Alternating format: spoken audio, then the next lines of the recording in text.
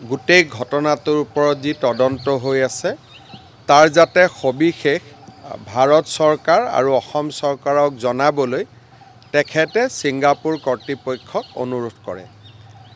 আজি অলপ সময় আগতে ছিংগাপুৰৰ উচ্চ আয়ুক্ত তেখেতকো মই অসম ভৱনলৈ নিমন্ত্ৰণ কৰিছিলোঁ আৰু তেখেতক মই অনুৰোধ কৰিছোঁ যাতে ছিংগাপুৰত যিখিনি জুবিন গাৰ্গৰ মৃত্যুৰ ঘটনাক লৈ তদন্ত হৈছে সেই তদন্তৰ সবিশেষ আমাক যিমান সোনকালে পাৰে তেখেতসকলে যাতে অৱগত কৰে যাতে ই অসম আৰক্ষীৰ তদন্তত সহায়ক হ'ব পাৰে।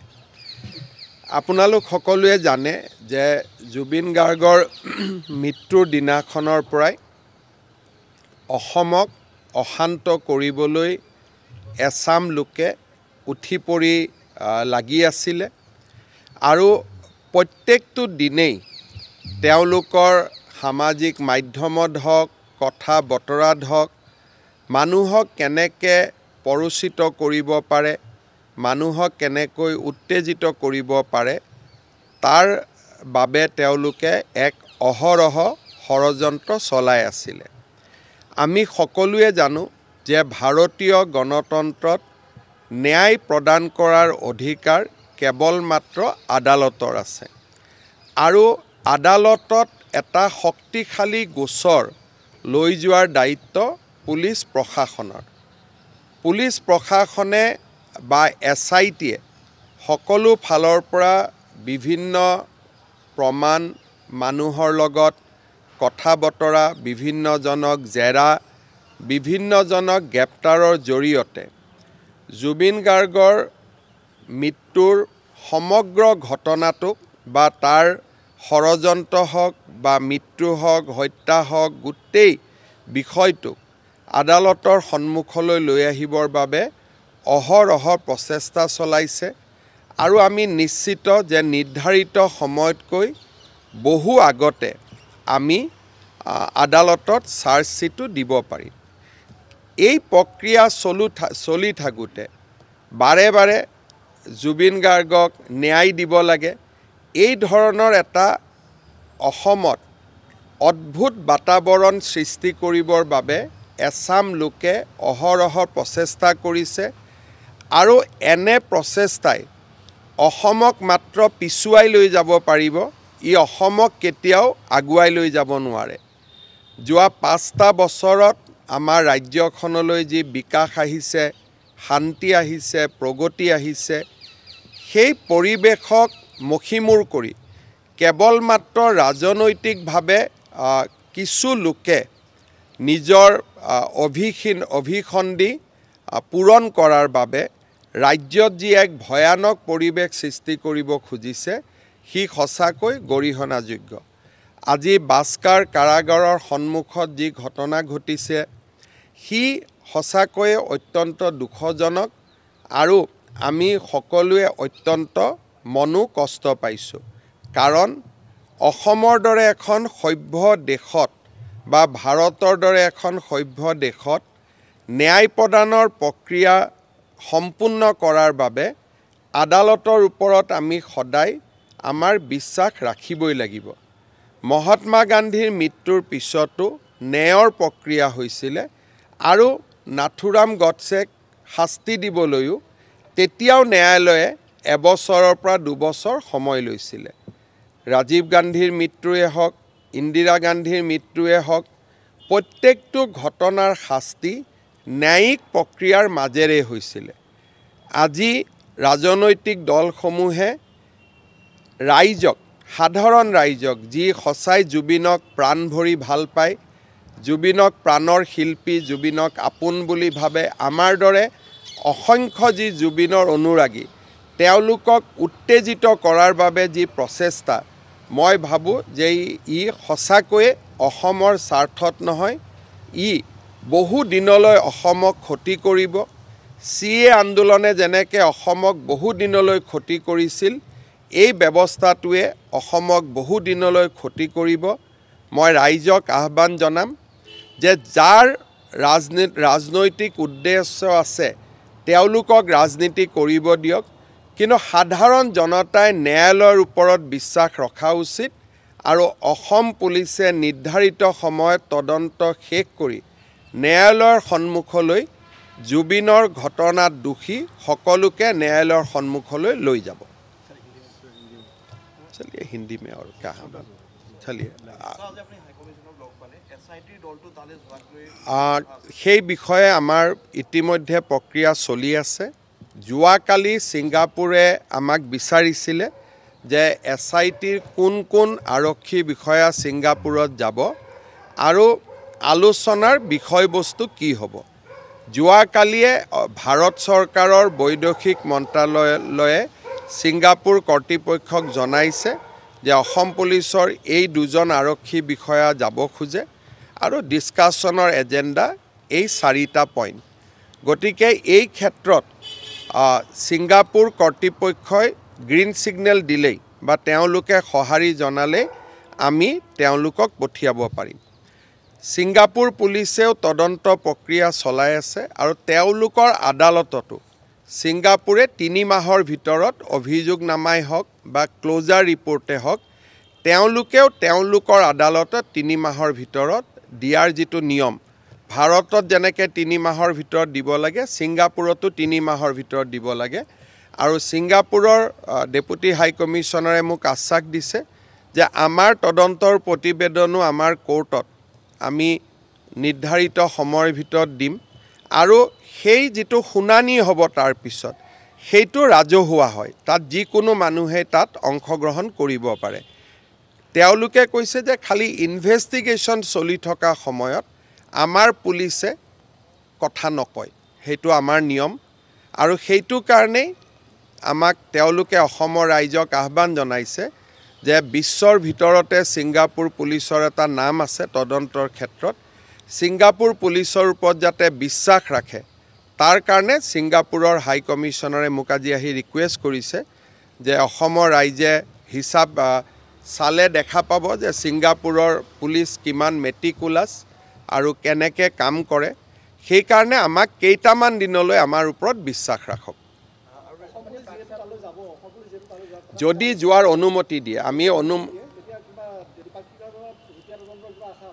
নাই, ইয়াতটোতো যুটীয়া তদন্তটো দুইখন দেশৰ মাজত যুটীয়া তদন্ত নহয়, তদন্তটো আদান প্ৰদান হয়। তেওঁলোকে যিখিনি তদন্ত কৰিছে সেইখিনি আমাক জনাব, আমি যি তদন্ত কৰিছোঁ তেওঁলোকক জনাব। কোনো এখন আদালতে যুটীয়া তদন্ত স্বীকাৰ নকৰে।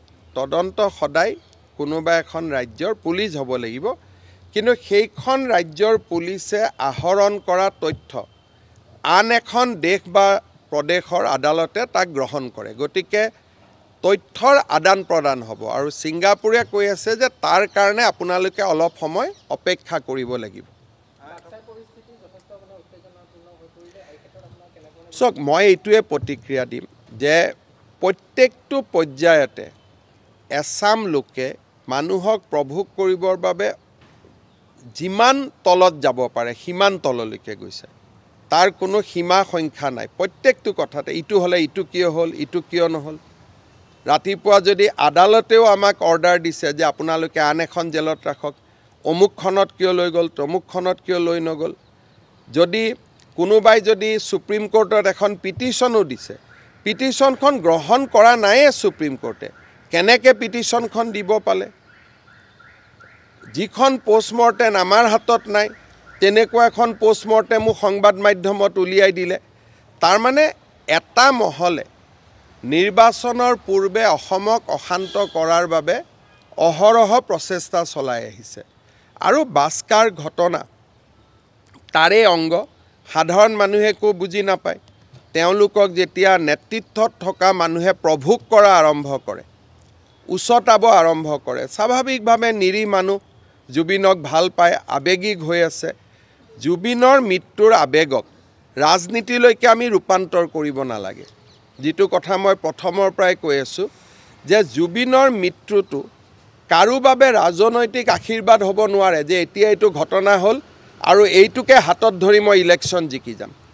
এতিয়া গোটেই অসমত পৰিৱেশটো কেনেকুৱা হৈছে যে জুবিনৰ ঘটনাটো হ'ল, এইটো আমি মেইনটেইন ৰাখিব লাগে আপ টু এপ্ৰিল, যাতে এইটোৱে আমাক ইলেকশ্যন জিকাই দিয়ে।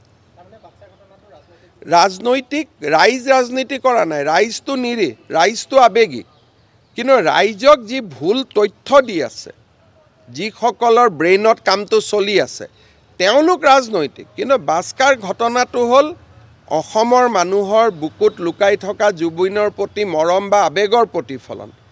কিন্তু যিখিনি মানুহে মিছা কথা উলিয়াই আছে, যিখিনি মানুহে অসত্য কথা উলিয়াই আছে, তেওঁলোকে জীৱনকালত কেতিয়াও জুবিনক ভাল পোৱা নাছিলে। মেক্সিমাম মানুহে ৰাজীৱ শদিয়াৰ ঘটনাটোৰ পিছত জুবিনক সমালোচনা কৰিছিলে।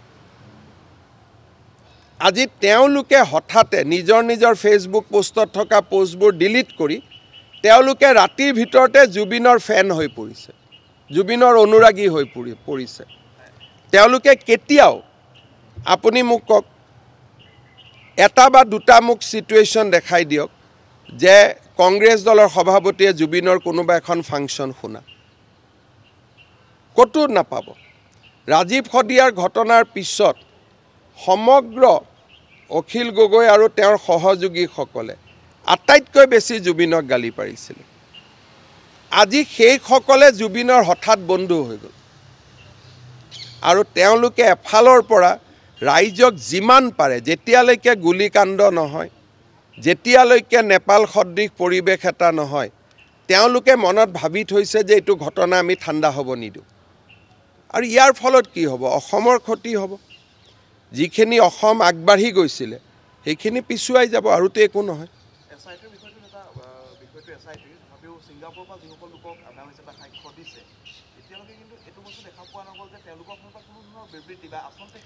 বিবৃতিটো নিদিয়ে নহয় কোৰ্টৰ, তেওঁলোকক দিয়াটো আমি আপত্তি কৰা নাই। সাংবাদিকে তেওঁলোকক সুধিলে তেওঁলোকে কথা ক'ব, কিন্তু আমি যিখিনি জানিব লগা আছে সেইখিনি তেওঁলোকে SITকো দিছে, SITৰ পৰা আগবাঢ়ি গৈ তেওঁলোকে আদালতো দি আহিছে।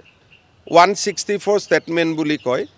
তেওঁলোকে ছিংগাপুৰৰ পৰা যিসকল আহিছে তেওঁলোকে অকল SITতে ষ্টেটমেণ্ট দি ক্ষান্ত হোৱা নাই, তেওঁলোকে তাতকৈও আগত গৈ আদালতৰ সন্মুখত গৈ ষ্টেটমেণ্ট দিছে। কোনোবাই সাংবাদিকক কথা কয় নকয়, আৰু বৰ্তমান অসমত এইটো পৰিৱেশ যে সাংবাদিকক কিবা এটা কথা ক'লে লগে লগে তাৰ এটা বেলেগ বেলেগ ধৰণৰ কমেণ্ট উলিয়াই ইফালে সিফালে গণ্ডগোল হৈ যায়, কাৰণ অসমত সেই পৰিৱেশটো বৰ্তমান নাই। গতিকে তেওঁলোকৰ যিটো দায়িত্ব, SITত ষ্টেটমেণ্ট দিব লাগে দিছে। তেতিয়া আমি SITয়ে কৈছোঁ এইখিনি কথা আপুনি কোৰ্টত ক'ব পাৰিবনে নাই? বোলে যাম। কোৰ্টতো গৈ ষ্টেটমেণ্ট দিছে। আকৌ আমি কৈছোঁ আকৌ এবাৰ মাতিলে আহিব নাই? বোলে আহিম।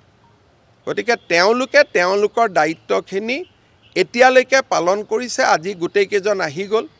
ৱাজিদ বুলি এজন আছিলে, তেওঁ মাত্ৰ অহা নাই, বাকী গোটেই 10জনে আহিলে। গতিকে তেওঁলোকে আদালতত গৈও নিজৰ, তেওঁলোককতো নিৰাপত্তাটো দিবই লাগিব।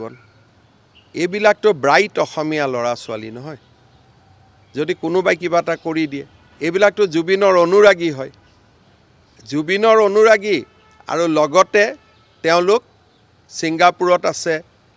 অসমৰ বহুত চোকা চোকা ল'ৰাও তাৰ মাজত আছে। দোষী নিৰ্দোষী পিছৰ কথা। তেওঁলোকক যদি অসমত মাতি আনি এই বাস্কাৰ দৰে ঘটনা এটা হ'লেহেঁতেন দায়িত্ব কোনে ল'ব? মই অসমীয়াকহে নিৰাপত্তা দিছোঁ, বেলেগকতো দিয়া নাই। গতিকে আপোনালোকে যদি ভাবে কাকো পুলিচে নিৰাপত্তা দিব নালাগে, তাৰমানে অসমখন কি হ'বগৈ? সভ্যতাৰ বধ্যভূমি হৈ নাযাব জানো? নাই, যি নহওক এইবিলাক প্ৰশ্নই এনেকুৱা প্ৰশ্নই মানুহক উত্তেজিত কৰি দিয়ে যে নিৰাপত্তা দি লৈ আহিছে। নিৰাপত্তা দিবলগীয়া পৰিৱেশ এটা অসমত আছে কাৰণেহে নিৰাপত্তা দিছে। নিৰাপত্তাটোতো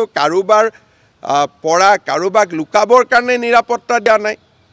তেওঁলোকক এইকাৰণেই নিৰাপত্তা দিয়া হৈছে কাৰণ তেওঁলোক নিৰাপত্তাৰ যোগ্য। আজিৰ দিনত যিটো পৰিৱেশ আছে, ৰাস্তাত যদি চিটি বাছ এখনত ঘূৰি আহে, তেওঁলোককতো আজি কি অৱস্থা হ'ব পাৰে, আজি বাস্কাৰ ঘটনাই প্ৰমাণ কৰিছে যে নিৰাপত্তাৰ কিমান প্ৰয়োজন আছে। আজি বাস্কাৰ ঘটনাটোৱে প্ৰমাণ কৰিছে যে অসম পুলিচে নিৰাপত্তা দিয়াৰ সিদ্ধান্তটো শুদ্ধ আছিল। নহ'লে তেওঁলোকৰ মাক বাপেকক মই কি উত্তৰ দিলোঁহেঁতেন? গতিকে আপোনালোকে যিটো বিচাৰি আছে বা অসমত বহু সংখ্যক ৰাইজে যিটো বিচাৰি আছে সেনেকুৱা যদি অসমৰ পৰিৱেশ হয় অসমত এজনো পৰ্যটক নাযাব অসমত কোনো মানুহে নাযাব যে ইয়াতে গ'লে এনেকুৱা ঘটনা হ'ব পাৰে আজি যেটো বাক্সাত হৈ আছে আবেগিক হৈ আছে কিন্তু যদি কিবা কাৰণত হি আৰু এক কদম আগুৱাই যায় এতিয়াও মই নাজানো যদি কোনোবা জেলৰ ভিতৰত হৈ যায় 5-6টা মানুহকে মাৰি পেলাই গুছি আহে কেনেকুৱা অসমৰ কি হ'ব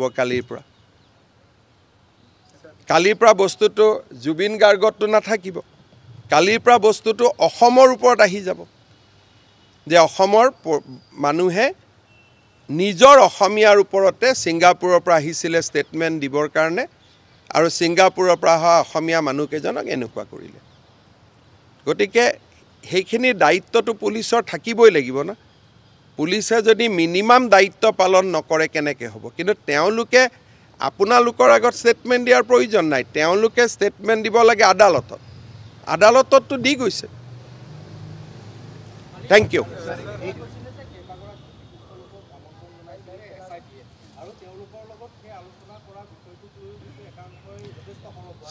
এতিয়া সেইটোকে কথা আপুনি যিয়ে কৰে তাত খৰব হয় যদি নজনাই কেইদিনমান আগতে কংগ্ৰেছৰ এজন নেতা কলা কোট পিন্ধি সিআইডিত গ'ল সিআইডিয়ে তেওঁ কথা নজনালে নজনোৱাৰ লগে লগে 3-4টা টিভিত টক শো পাতি আৰম্ভ কৰিলে যে কিয় নজনালে আকৌ কালি যেতিয়া আমি জনালো তেতিয়া কৈছে কিয় জনালে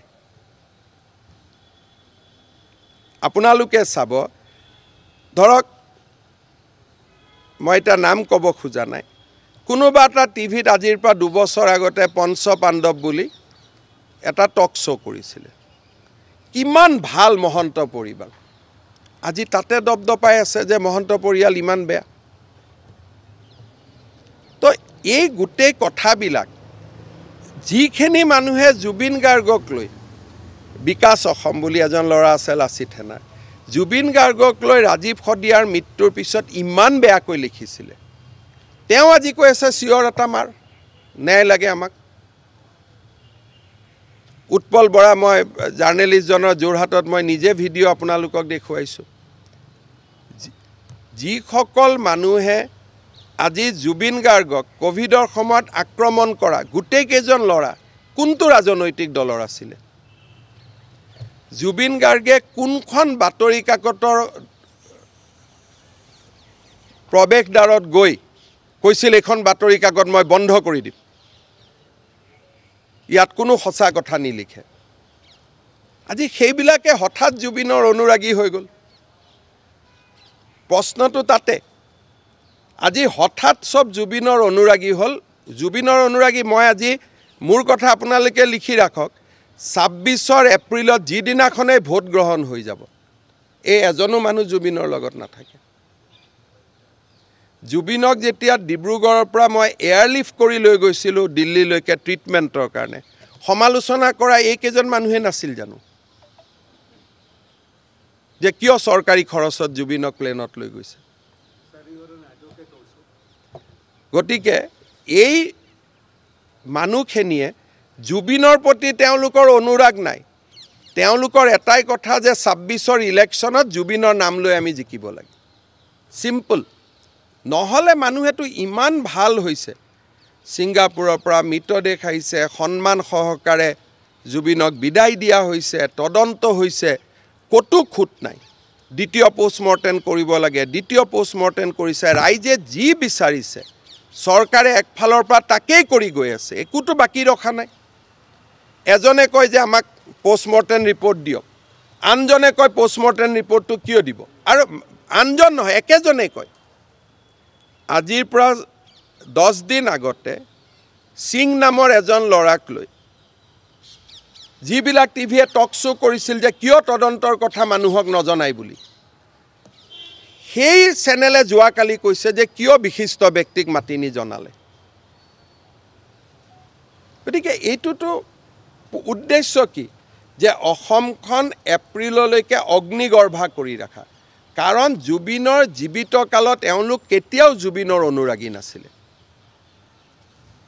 সিম্পল কথা গতিকে এই পৰিৱেশটো আমিও লক্ষ্য কৰি আছো আৰু মই নিজে বিশ্বাসী যে অসম চৰকাৰৰ SITয়ে জুবিনক সম্পূৰ্ণ ন্যায় দিব পাৰিব মোৰ তাতে কোনো সন্দেহ নাই কেইটামান 45-50 ডেজৰ কথা গতিকে তেতিয়া সকলোৰে মুখাবোৰ নিজে নিজে খুলি যাব ধন্যবাদ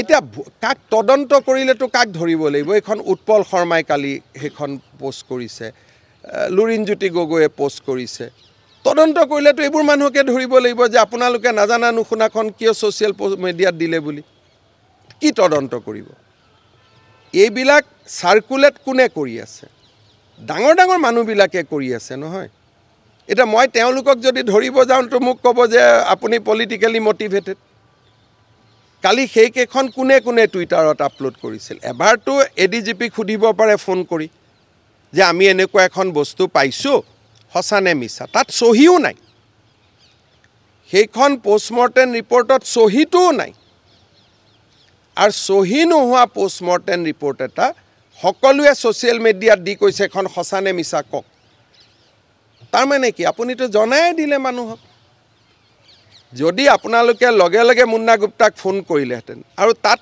তেওঁলোকে ফোন ধৰিলে কোনে ফোন নুঠালেহেঁতেন যে আমি এখন এনেকুৱা পোষ্টমৰ্টেম পাইছোঁ হসানে মিছা মই যেতিয়ালৈকে ৰাতি খবৰটো পাওঁ সবেইতো ছ'চিয়েল মিডিয়া দিয়েই দিলে এটা কি তদন্ত কৰিব তদন্ত কৰিলে কাক ধৰিব লাগিব কোনোবা সাংবাদিক কোনোবা সম্পাদক কোনোবা ছাত্ৰ নেতা কোনোবা যুৱ নেতা কোনোবা ৰাজনৈতিক নেতা গতিকে আজিৰ দিনত যদি আমি অসমক অশান্ত কৰিব খোজা নাই আৰু জুবিনক ন্যায় দিব বিচাৰিছোঁ তেতিয়ালে আমি ৰেষ্ট্ৰেইন হ'ব লাগিব আমি সিদ্ধান্ত ল'ব লাগিব যে এই পুলিচক আমি বিশ্বাস কৰিছোঁ আমি আৰু এইকেইটা দিন কথা নকওঁ যদি প্ৰত্যেক দিনাই একোজন বিশেষজ্ঞই কমেণ্ট দি থাকে তদন্ত কেনেকৈ হ'ব ৰাজীৱ গান্ধীৰ মৃত্যুৰ পিছততো কংগ্ৰেছে ইমান কেতিয়াও কমেণ্ট দি থকা নাছিল ইন্দিৰা গান্ধীৰ মিটিঙৰ পিছততো মৃত্যুৰ পিছততো কংগ্ৰেছে কেতিয়াও কমেণ্ট দি থকা নাছিল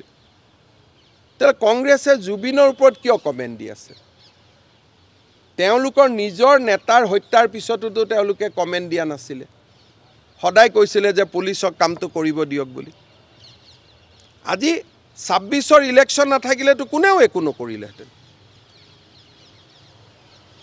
গতিকে এইটোতো গোটেই it has become a election issue এইটোতো এটা ইলেকশ্যনলৈকে ৰূপান্তৰ কৰিছে আৰু জুবিনৰ জীৱিত কালত যিবিলাক অনুৰাগী আছিল তেওঁলোকে দুখ পাই আছে মৃত্যুৰ পিছত হোৱা অনুৰাগীখিনিক লৈ সমস্যা বেছি হৈছে মই আপোনাক নিজে ক'লো পঞ্চপাণ্ডৱ কোন টিভিত ওলাইছিলে টক শ্ব' আপোনালোকে নিজে চাই ল'ব গোটেই মহন্ত ফেমিলিৰ কথা লৈ পেলাই আজি তেওঁলোকে দিনে ৰাতি আমাক সমালোচনা কৰি আছে হ'ব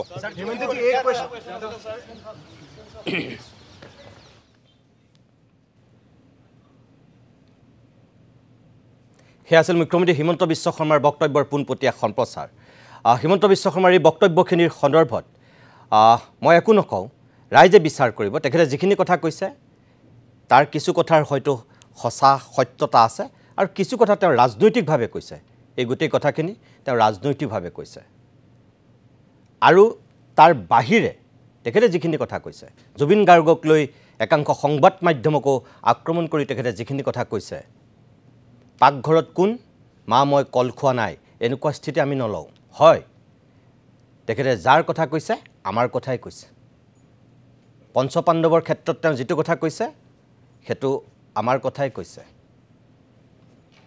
কিন্তু সেই সময়ৰ যিটো পৰিৱেশ পৰিস্থিতি আছিল সেই সময়ত লোৱা যিটো স্থিতি আছিল সেয়া সময়ৰ কথা আছিল আৰু আজিৰ পৰিৱেশে যিটো কথা কৈছে এয়া আজিৰ পৰিৱেশে কোৱা কথা আছে